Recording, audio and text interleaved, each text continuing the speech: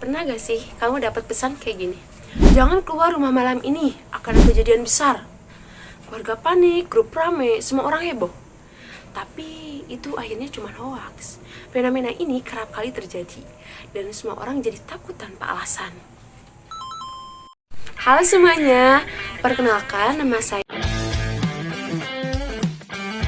Marsha Amelia Putri dari kelas Akuntansi A dengan NPM 253403111024. Hari ini kita akan membahas hal kecil yang kelihatannya itu sepele, tapi kalau dilakukan semua orang, dampaknya itu besar banget loh, terutama dalam bermedia digital.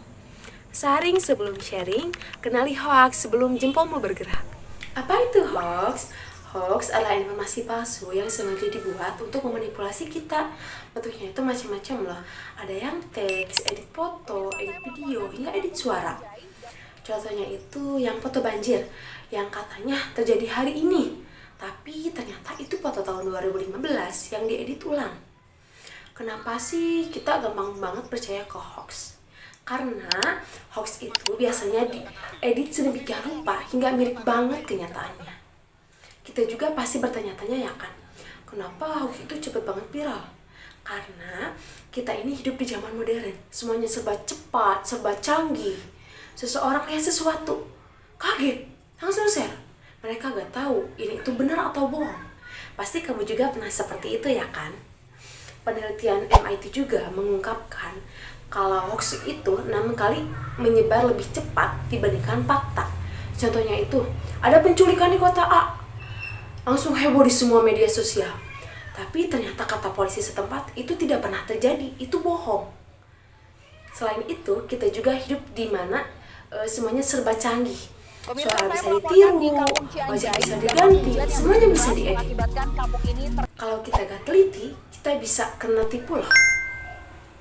Selanjutnya, ciri-ciri hoax. Supaya gak kejebak, perhatikan tanda-tandanya. Yang pertama, judulnya itu lebay, bikin emosi, heboh, viral, kamu harus tahu ini sekarang juga. Kemudian yang kedua, sumbernya itu nggak jelas, kata teman, kata tetangga, kata siapapun lah itu. Kemudian yang ketiga, informasinya cuma satu sisi, jadi hanya menyalahkan satu pihak tanpa data pendukung. Kemudian yang keempat, tidak ada bukti yang bisa diverifikasi. Contohnya itu screenshot tanpa tanggal, tanpa nama, tanpa link. Kemudian yang kelima, nadanya itu terburu-buru. Kamu harus sebarkan ini sekarang juga sebelum terlambat. Kalau kamu lihat pola seperti itu, hati-hati. Bisa aja itu hoax. Jangan langsung percaya ya. Cara cek informasi. Supaya kita gak kejebak hoax, kita harus ngecek ini itu fakta atau bohong. Cara ngeceknya itu gampang banget kok. Yang pertama, baca informasi tersebut sampai selesai. Jangan cuma baca judul, baca sampai setengah. Jangan ya. Tapi kamu harus baca sampai akhir supaya nggak ada yang keliru. Kemudian yang kedua, cek di situs resminya.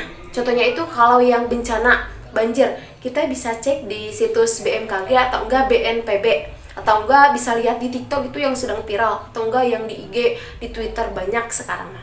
Kemudian yang ketiga, pakai situs verifikasi seperti Turnback Hoax ID atau enggak cek fakta. Kemudian yang keempat, cek tanggalnya. Jangan sampai kayak tadi yang banjir, yang katanya hari ini, tapi ternyata tahun 2015. Itu bahaya banget lah. Kemudian yang kelima, tanya diri kita sendiri. Ini itu masuk akal gak sih? Perlu diingat ya teman-teman, nyebarin hoax itu dampaknya besar banget loh. Bisa sampai kena sanksi penjara 6 tahun. Jadi kita harus hati-hati ya. Jadi mulai sekarang, sebelum jempolmu bergerak, pikir dulu, cek dulu, dan pastikan dulu, baru bagikan.